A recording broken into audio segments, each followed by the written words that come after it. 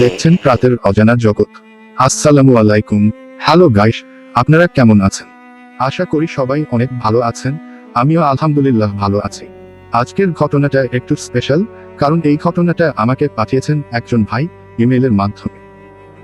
তিনি নতুন করে আমার চ্যানেলটা দেখছেন আর আমাকে বলেছেন, ভাই, আমার জীবনের একটা ভয়ঙ্কর অভিজ্ঞতা আছে, আপনি চাইলে এটা আপনার চ্যানেলে বলতে পারেন।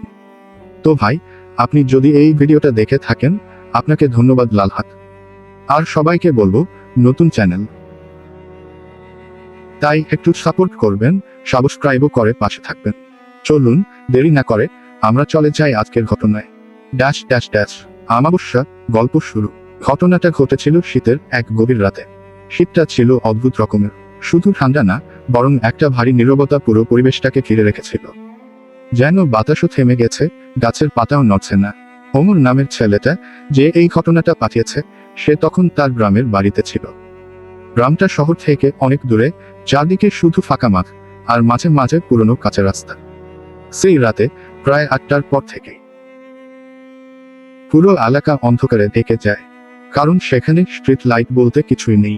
ওমর বলছিল, ভাই, আমি তখন ঘরের ভিতরে বসেছিলাম, হাতের কাছে একটা কেরোসিনের ল্যাম্প জ্বলছিল। বাইরে এতটাই নীরব ছিল যে নিজের নিঃশ্বাসের শব্দও পরিষ্কার শুনতে পাচ্ছিলাম। হঠাৎ বাইরে থেকে একটা শব্দ আসে, টুক টুক টুক, যেন কেউ ভেজা পায়ে হাঁটছে। ওমর প্রথমে ভাবল হয়তো বিড়াল বা কুকুর, কিন্তু শব্দটা থামল না, বরং ধীরে ধীরে দরজার সামনে এসে থেমে গেল। ভয়ার্ত মুখ, ভয়ের পরিবেশ তৈরি। ঘরের ভেতরটা ঠান্ডা হতে হতে হঠাৎ যেন আরো ঠান্ডা হয়ে গেল। ল্যাম্পের আলো কাঁপতে শুরু করলো। ওমর ধীরে ধীরে দরজার দিকে তাকালো।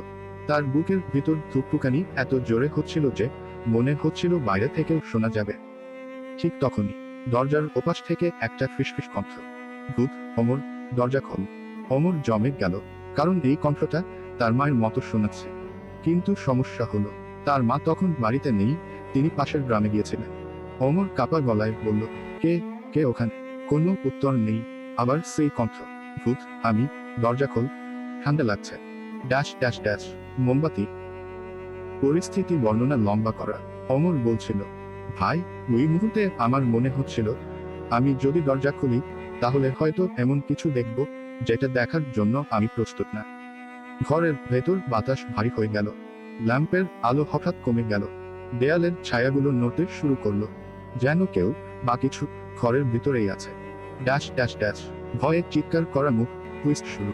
ওমর সাহস করে দরজার কাছে গেল, কিন্তু দরজা খোলার আগেই তার পেছনে থেকে আবার সেই একই কণ্ঠ, ভূত, ওমর, দরজা খোল না।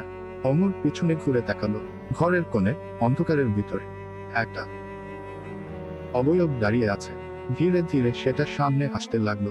তার চোখ দুটো অস্বাভাবিক ভাবে জ্বলছিল, আর মুখে একটা অদ্ভুত হাসি। ভূত, তুই দরজা খুললি আমি চলে যাইতাম। ওমর বলছিল, ভাই, এরপর কি হয়েছে আমি ঠিক মনে করতে পারি না। আমি অজ্ঞান হয়ে গিয়েছিলাম। পরদিন সকালে গ্রামের মানুষরা তাকে মেঝেতে অচেতন অবস্থায় পায়। দরজা বন্ধ ছিল, কিন্তু দরজার বাইরে ভেজা পায়ের ছাপ ছিল, যেগুলো হঠাৎ করেই অদৃশ্য হয়ে গেছে। Dash dash dash studio microphone ও ইউটিআরও। তো বন্ধুরা, এই ছিল আজকের ঘটনা। আপনারা কি মনে করেন ওমরের সাথে আসলে কি ঘটেছিল? কমেন্টে জানাতে ভুলবেন না।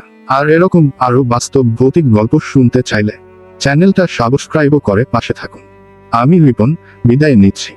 আল্লাহ হাফেজ।